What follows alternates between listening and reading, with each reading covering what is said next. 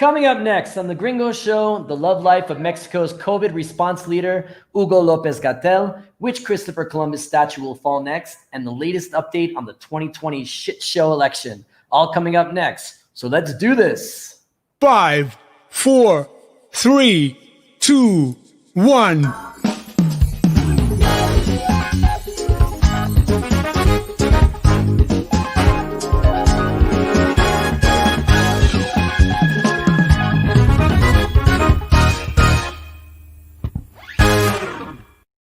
Hello, everybody. Welcome to The Gringo Show. Thanks, as always, for being with us. We are only 19 days away from the U.S. presidential election. It's heating up, and we have full coverage for you tonight. But first, let's get to other news that we've been following for you so you don't have to.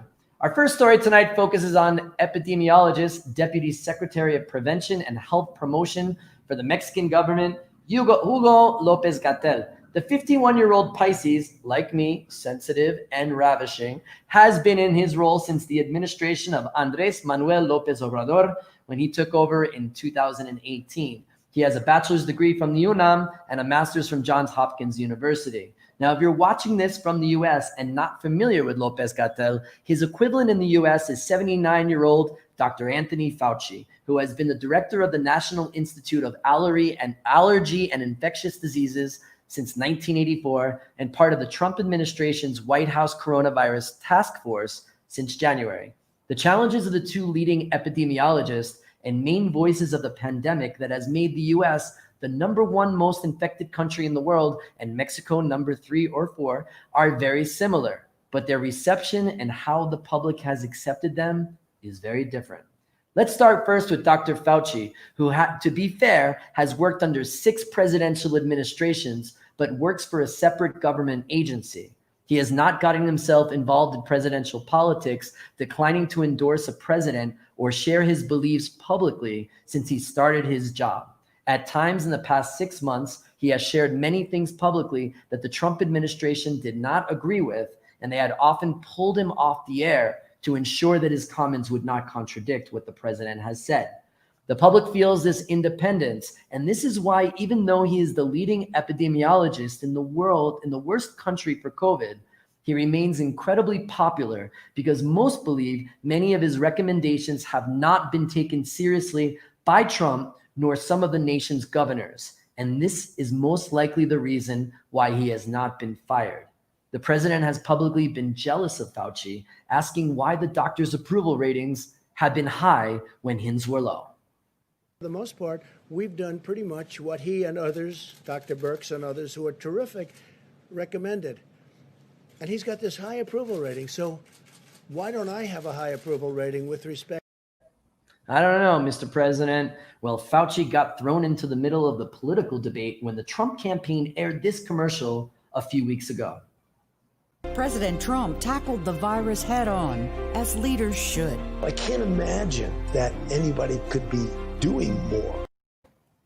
Fauci did not give his consent to air that ad and was not joking, that he didn't know who to talk to on the campaign to stop the ad. And you know, I like Dr. Fauci. He's a New Yorker like me. He's got his thick New York accent. And if I were president, I would have some spaghetti with gravy, maybe a side of mozzarella and some gabagool with Fauci while I read his COVID report. And I literally went to Amazon Mexico and found these things available for sale with these Dr. Fauci fan club socks and the wash your fucking hands mug that you can get to my home here in Mexico City by Tuesday. God bless Amazon. But then I searched on Amazon for Hugo Lopez Gatell and got this. No joke. This was amazing. I mean, I don't know if this mask looks like a scary combination of Michael and LaToya Jackson or Carmen Campuzano with really bad plastic surgery. So while Fauci is winning medals, Lopez Gatell has been ostracized by the Mexican media and the people. And I'm not going to get into the details of how his mismanagement and how he's handled this situation, because I don't even know how I would do it. I mean, I think I would crack. And he has been criticized for giving rosy projections about peaks, and I shared in one of the previous shows. We grab a martini, sit on our couches, and watch smashingly good-looking silver fox Hugo Lopez Gatell tell us, "We're almost peaking, but not yet. maybe in 5 days. Reminding married women everywhere exactly what she hears during her once-a-month sex with her husband. Honey, give me 5 minutes. I'm about to peak. But Mexico went mad last weekend, not about his handling of the virus, but because he was spotted making out with another woman at a restaurant. The horror, can you believe it? This guy has a girlfriend, I can't understand.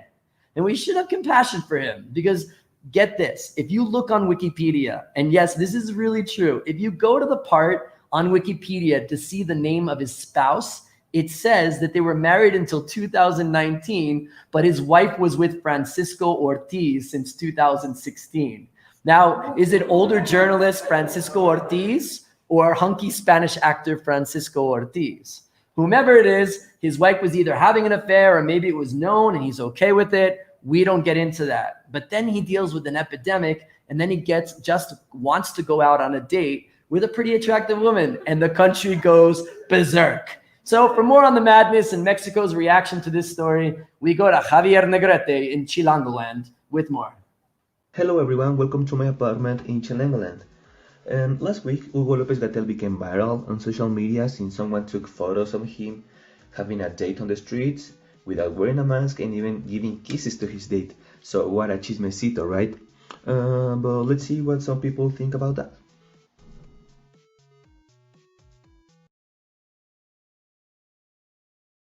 Ya no sé qué está bien o qué está mal en este momento. Pero en realidad tienen los mismos derechos que todas las personas. Mientras esté respetando los lineamientos de sana distancia y esté limpiando sus manitas seguido y su espacio esté como limpio así donde esté, pues no creo que haya tanto problema. Y tiene pues su propia vida, ni modo que no salga ni nada. Y más bien nos debería de importar pues cosas del trabajo que realmente nos afecta a todos.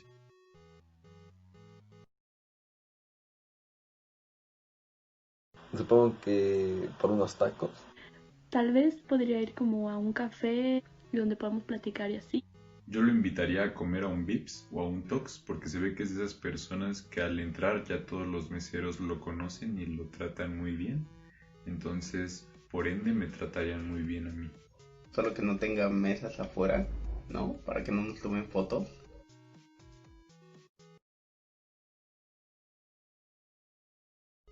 Pues no, la verdad es que no.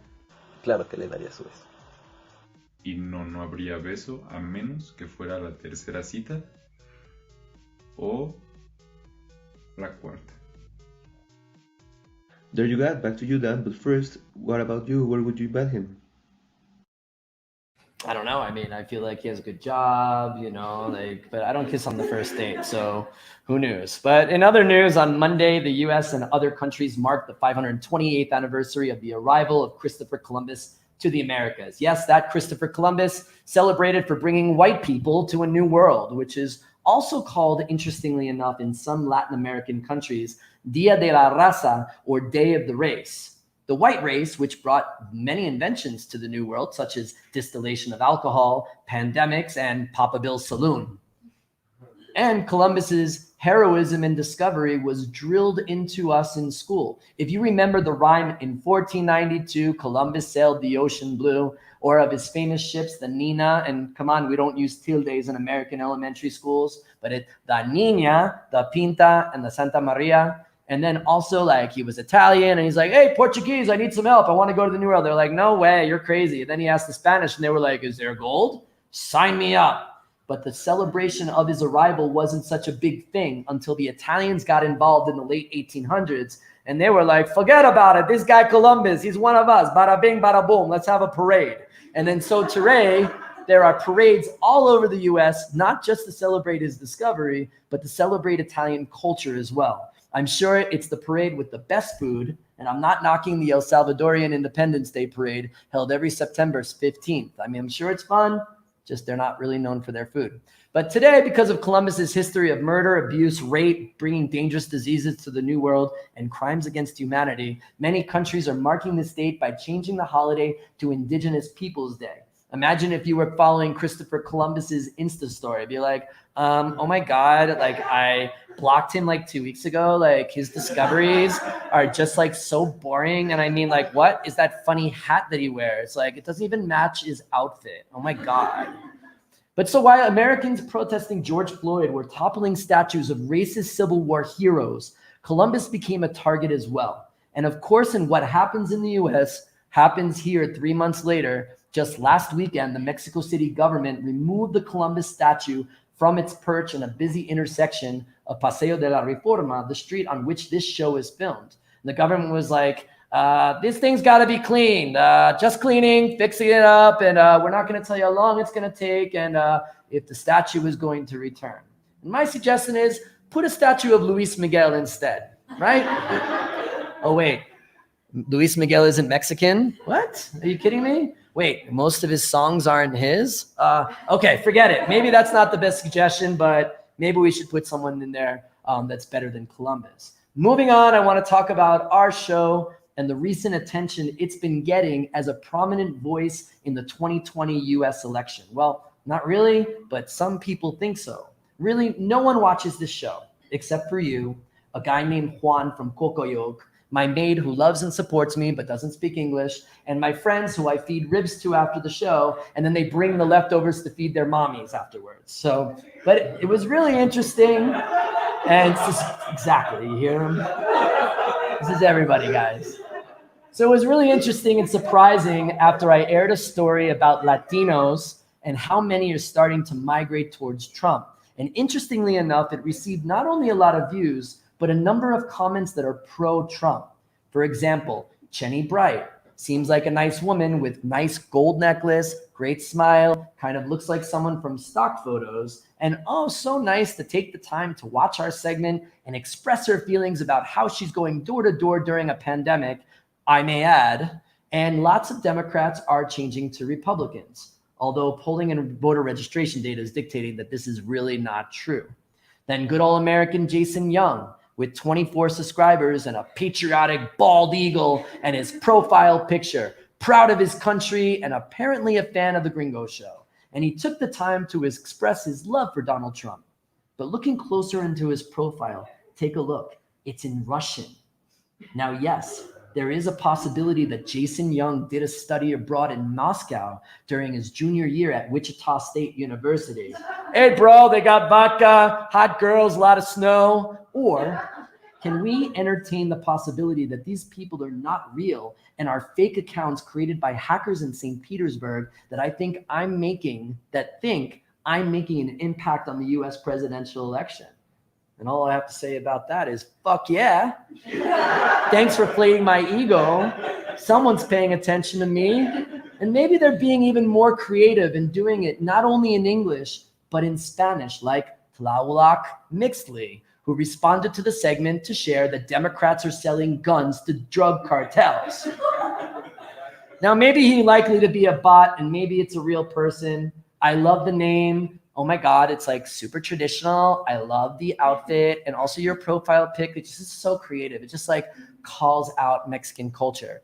So if there are any people, are really people sitting in dark rooms with computers and logarithms, they're being really thorough if it's getting to our little show in Mexico City. And here's my proposition.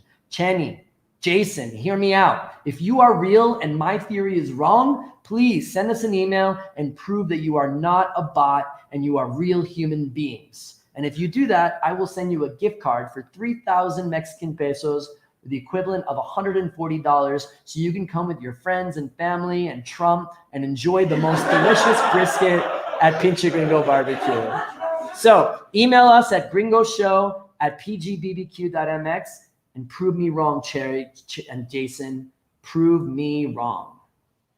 But let's get now to our continuing coverage of, oh my God, if Trump wins, the end of the world is near 2020 election. As always, I'm going to brief you so you don't have to follow so closely because one, you can keep your food down in your stomach, and two, so you cannot be distracted from the popular telenovela, Como tú, no hay dos. I'm sure you're dying to know if Ricardo and Antonio, twin brothers split at birth, one poor, one rich, will be able to reunite and seek the truth about their separation. So let's do a quick rundown of what is happening only 19 days until the election. First, Trump decided to go back to the campaign trail this week, only 11 days after testing positive for COVID-19. The Center of Disease Control recommends 15 days, and in serious cases like Trump's, 20 days before interacting with others. But of course, Trump is a godly superhuman and nothing can distract him except really big gloves. He supposedly got a few of those quick home tests that gives you results in just 10 minutes. Like what in Mexico City, you can order from Rappi. Joven Donald J. Trump, soy Guillermo, tu rapitendero, y estoy enfrente de la Casa Blanca y no se encuentra la puerta. ¿Hay timbre, señor? There is no official word if he was administered the more reliable PCR test. Nobody knows. But in Trumpian fashion, not only did he go to the rally, he doubled down by threatening to kiss everyone. And now I'm immune, they tell me. I'm immune. I could come down and start kissing everybody. I'll kiss every guy, man and woman, man and woman. Look at that guy, how handsome he is. I'll kiss him. Not with a lot of enjoyment, but that's okay. I'm sure the guy would have loved you kissing him, Trump. But, this is funny. This is something a straight frat boy would say after coming home drunk and then telling his gay roommate, John, hey, I'm going to have sex with you tonight, and I'm not going to like it. And don't tell anybody.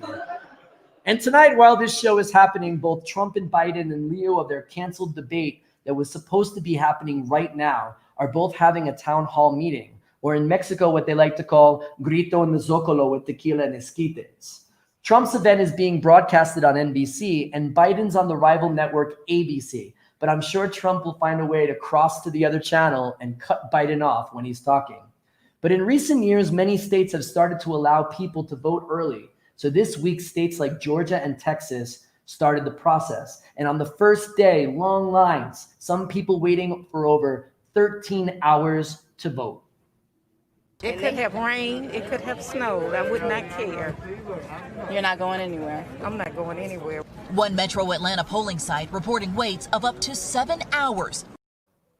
7 hours. That's crazy. It's like going to a Banorte on the first day of Quincena, or a Sunday morning wait for a torta with chilaquiles on it. That's right. Bread with corn strips, egg, sometimes chicken, cheese, a lot of sauce. Sounds amazing, doesn't it? I know. That's why they have the lines.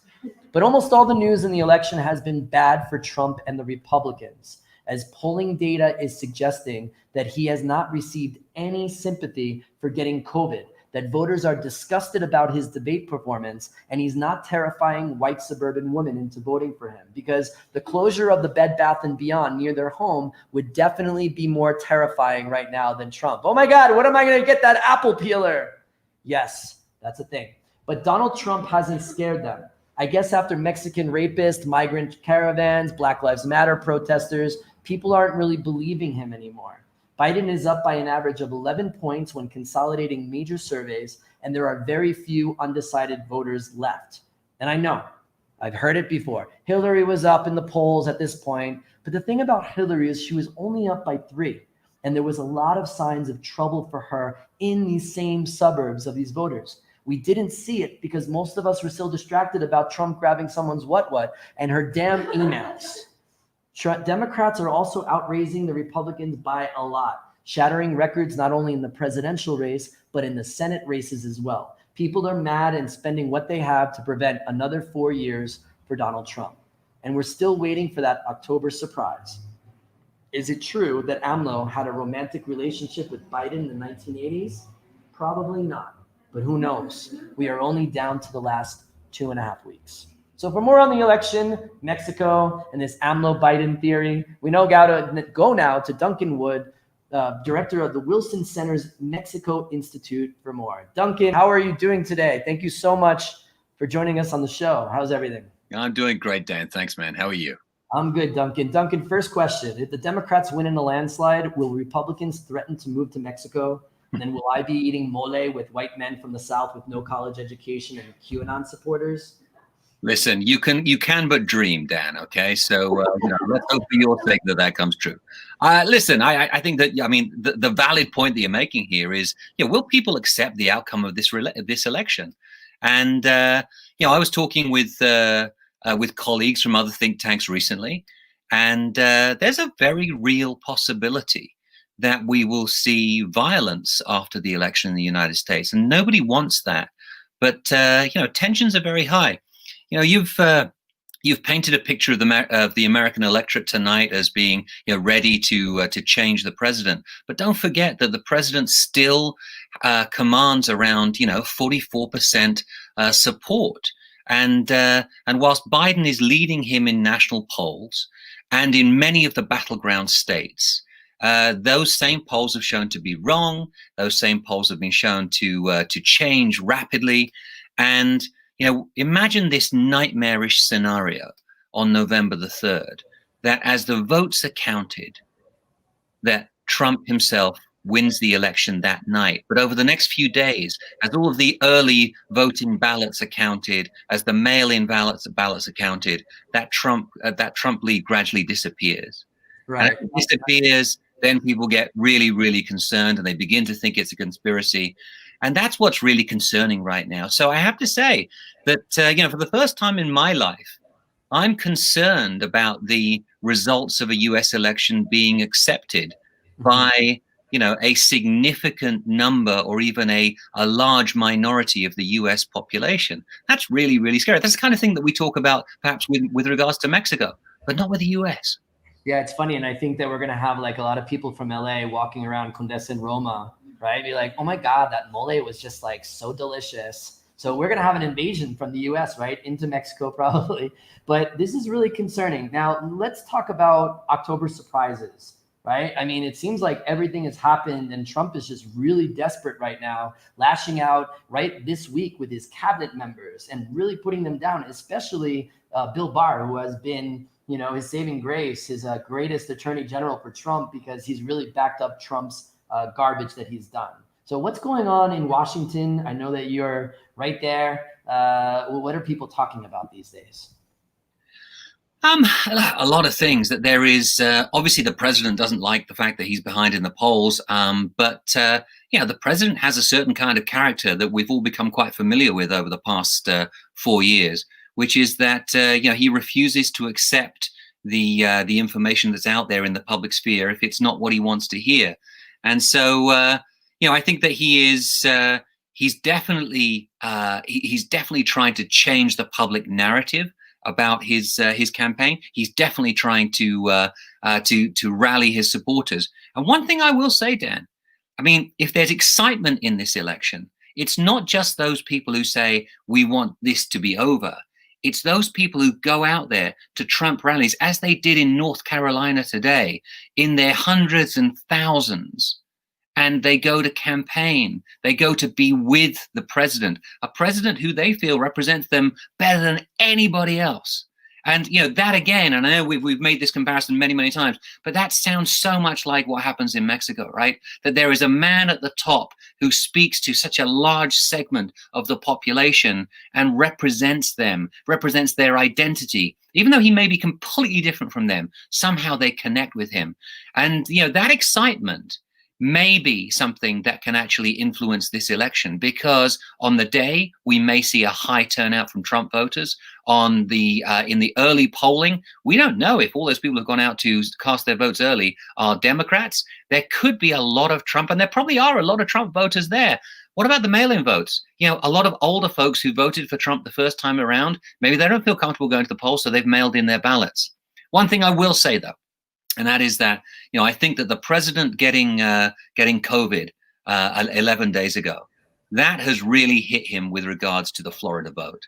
You can see in the poll there that a lot of the older folks in Florida who were willing to believe the president's version of events on COVID, they now have turned against him. And Biden gave a speech the other night, I have to say, or the other day rather, where he was talking, it was in Florida, and he said, the president is hosting a super spreader event at the White House. Republicans are hugging each other. When was the last time you were able to hug your grandkids? Right. Now, That's the last time you saw a Republican hug someone in public. They usually do it behind closed doors. Think about the message. It's something that appeals not just to old folks in Florida. That appeals to pretty much everybody. All of us who have been missing our families during this. So there's so many weird factors about this election. It's unlike anything that I've seen before. And I'm convinced that whether there's an October surprise or not, there are a lot more twists and turns before the end of this story. Well, so many people have voted, and you're right. There's been record turnout by Democrats. There's been record registrations by Democrats, and the lines in urban centers where there are more Democratic voters are long. In the Washington Post, they said, well, maybe it's not going to be so long that we know the outcome because so many people are voting early to make sure their vote counts. But let's switch gears. We only have a couple of minutes left. And because you are the director of the Mexico Institute, in the 2016 election, Mexico was mentioned all the time, bad hombres in the debate, like Mexico was the focal point, and now it's not. But what is going on with Mexico in this US election? Is there silence? Is there chatter going on? Tell us more about this. Listen, the positive references actually come from President Trump this time around, which is to say that the Mexicans have been helping the United States in controlling migration. That's the message from the Trump camp.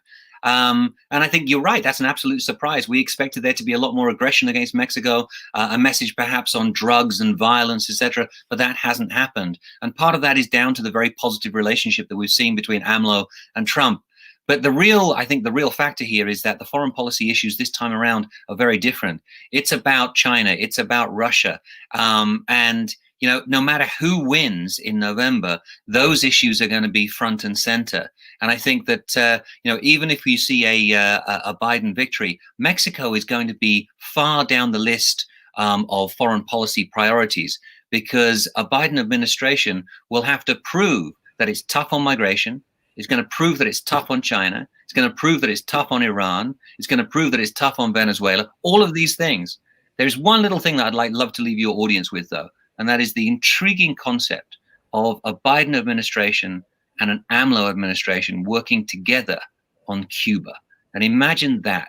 You could have Mexico and the United States working together towards an opening of Cuba. That would be a fascinating prospect. Well, especially if he wins Florida, right? If he doesn't win Florida, I'm sure that may not happen, but that's interesting. And do you think that AMLO is going to be working closely with a Biden administration? Do you think he's going to take the same approach to make sure that the American relationship is really important to his administration and his economy? He doesn't have any choice. I mean, the relationship is so important. I think he'll try to use the same cards as he used with Trump on migration, stemming Central American migration. But I think that he'll face a very different president across the border. Biden is a more multidimensional president, I think, when it comes to the bilateral relationship, and that will create new complexities for the AMLO people. Perfect. Duncan, I would love to have you on the show after the election and to talk more about that in case there is a Biden administration. And Duncan, you were the first guest that we've ever had on the Pinchy Gringo Show and now the Gringo Show. So we're very honored that you're And I'm not even a gringo. I'm and congratulations for your newborn as well. Thank you, Dan. Great to see you. Duncan Wood, director of the Mexico Institute at the Wilson Center. Always lovely to have him on. But let's go over to the lame, late, lazy, lethargic. No, I'm just kidding. The luxurious, lion-hearted, and lovable Lila with an update on what's cooking at the Gringo. What's up, Lila? Lethargic is a great word, Dan. I tried to be under 20 minutes today. We're at 28 minutes. I'm always going over, but whatever. We just use long words now. Okay, you want to use long words before you give that bite? You have to pronounce the name of the sandwich. Yeah, but I'm sorry, Lila. It's the Alto Chicharrache. Chicharrache. Know, Lila, listen. They always say that Montezuma's revenge is on our stomachs, but Montezuma's revenge is when he invented Nahuatl. Because I cannot say anything in Nahuatl. The popocapepepepepo. And you just have to practice. All right, Lila, tell me what's in this sandwich that I'm eating. The name of the sandwich is the sandwich of Alto Chicharrache. Thank you for the hashtag. Alto Chicharrache. Alto Chicharrache. Yeah, it sounds better when you have food inside your mouth. You made it sound better. Okay. Tell me more about it. This sandwich was a co-creation with our great friend Mickey Widobro from Molotov. Mickey created a beer named Sake Mate, that it's a beer that has rosemary and citrus. And we created a salsa borracha with this beer, mixed it with pulled pork, and topped this meat with chicharrón de brisket. Goodness. Wait, chicharrón de brisket, am I eating cow leather or what? No, you're not eating shoes. No. You're eating brisket fat, like really fried until it's crispy. How is it? No manches. No manches. I know. It's delicious. Okay, where can we get this? And we can get an autograph by Mickey too, right? Tell us about that. Well, yes, we have. If you go to our webpage and you order a combo of falto chichorraje, you can get the sandwich and a sake mate. And we still have some of them signed by Mickey Widobro. Really? All right. Yes, Here's the WhatsApp. Yeah. Laura Mora, commercial director, Pinche Gringo Show correspondent. Always great having you with us. Thanks so much for your report. All right, well, that does it for this edition of the Pinche Gringo Show. Please join us next week as we bring you the final week and a half of action as we head towards the U.S. Election Day and some more great things we are working on for next week. As always, stay tuned, stay informed, stay bilateral in your country relationships. Have a great week. Pinche Gringo, Mexico is laughing thanks to you. We like to watch you dance salsa and listen to your bad Spanish too. We like to watch you